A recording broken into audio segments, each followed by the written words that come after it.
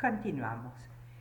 Decíamos en el módulo, en el video anterior, que lo que importaba era para las ciencias del espíritu que el espíritu pudiera contar con la legalidad. Legalidad se está refiriendo con la regularidad de la naturaleza en sus acciones y disfrutar de la bella apariencia de su existencia. Vamos a ver ahora brevemente el capítulo 4, que se refiere a las visiones de conjunto de las ciencias del espíritu.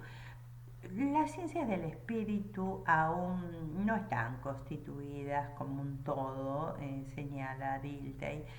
Para aquel momento, dice, se han ido desarrollando, tal como lo planteaba ya Gordon Childe, recuerdan ustedes, según las necesidades de la formación profesional. Esas necesidades representan una lógica espontánea y natural de ordenación. Así, por ejemplo, la ciencia jurídica se desarrolló con el derecho romano, el arte de la política se desarrolla en Atenas, etc.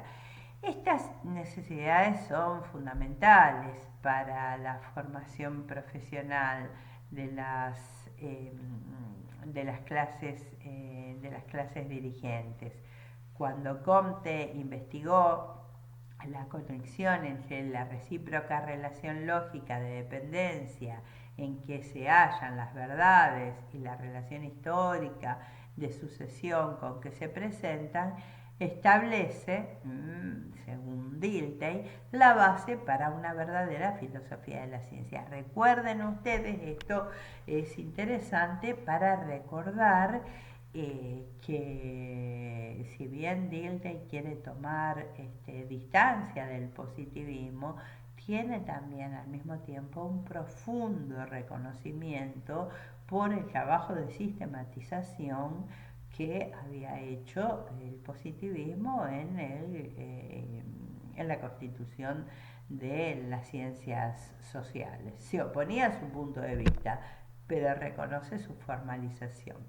Bueno, las ciencias del espíritu no constituyen un todo estructurado análogo a las ciencias de la naturaleza, y su conexión se desarrolló de otra manera, de una manera diferente, y él plantea que es necesario dilucidar cómo se ha ido transformando y constituyendo históricamente. Y les puedo asegurar que para eso se ha tomado un arduo trabajo, porque ha escrito importantes tomos sobre el desarrollo del pensamiento histórico. Bueno, nos vamos a referir ahora a un aspecto, a un capítulo muy corto, pero muy importante, que quisiera que leyeran con mucha atención, y que se refiere al material de las ciencias del espíritu. Recuerdan ustedes que las ciencias del espíritu estudian la realidad histórico-social, realidad histórico-social conformada por el sistema de las unidades vitales psicofísicas, que tenían tres actitudes fundamentales: el querer, el sentir y el representar. Bueno, ¿cómo es el material de las ciencias del espíritu?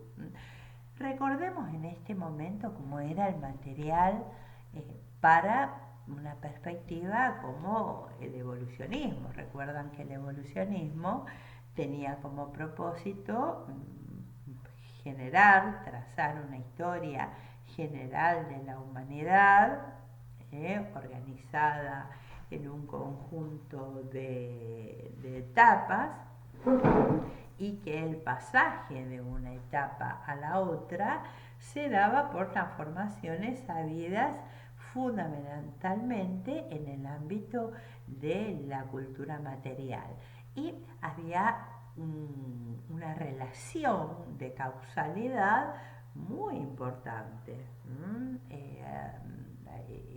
Sobre todo cuando estudiábamos a Edward Tylor, veíamos cómo esta marcha inexorable hacia el progreso se daba en virtud de un mecanismo entre la razón y el error, donde la razón, en definitiva, siempre terminaba imponiéndose sobre el error, y esto abría el camino para el progreso humano. Es decir, es un material, ¿no?, muy ordenado. Bueno, acá vamos a ver algo absolutamente distinto. El material de las ciencias del espíritu lo constituye la realidad histórico-social. ¿De qué manera? Es aquel material, va a decir Dilthey, que se conserva como noticia histórica. No se conserva todo el material. ¿Qué es el pasado? ¿No? Es el pasado que los hombres han podido registrar y conservar. ¿Dónde se conserva? En la conciencia de los hombres, y se conserva como conocimiento social, es decir, es susceptible de que la ciencia pueda acceder a él. ¿Y qué características tiene este material? Es absolutamente imperfecto. Está recortado por la tradición, recortado por los intereses. Les voy a leer un párrafo que es realmente muy mostrador. Dice: aunque este material es enorme, su carácter incompleto salta a la vista. Intereses que en algún modo corresponden a las necesidades de la ciencia, condiciones de la tradición que tampoco guardan relación alguna con esas necesidades, han perfilado el cuerpo de nuestro conocimiento histórico. Desde la época en que la gente se agrupaba en torno a la hoguera de campaña y los compañeros de tribu y de combate relataban las hazañas de sus héroes y el origen divino de su tribu, el fuerte interés de los vivientes ha destacado y conservado hechos recogidos del fluir de la vida cotidiana. El interés de una época posterior y la coyuntura histórica han decidido qué hechos entre todos ellos habrían de llegar a nosotros. La historiografía, como arte libre de la narración, abarca solo una parte de ese todo inmenso, parte que le parece digna de especial interés desde algún punto de vista. Y presten atención a esto que les leo ahora. A esto se añade que la sociedad actual vive, por así decirlo, sobre las capas y escombros del pasado. El trabajo cultural, decantado en el lenguaje y en la superstición, en la costumbre y en el derecho, como, por otra parte, en cambios materiales que exceden a los testimonios, contienen una tradición que protege de modo inestimable estos testimonios. Se dan cuenta ustedes que acá hay una concepción de la historia absolutamente diferente. Ya no es una historia explicada en términos de causalidad, como lo era la propuesta del evolucionismo, sino una historia donde el pasado está en el presente, pero también está en el futuro. Por eso las tradiciones son tan importantes. El pasado es un pasado en presentificación. Y si nosotros, si el material de nuestra historia son las ruinas y los escombros del pasado, no es ese material ordenado, ¿no? Sino es como que un terremoto hubiera pasado y es el investigador el que selecciona y va recogiendo qué aspectos de ese pasado interesa.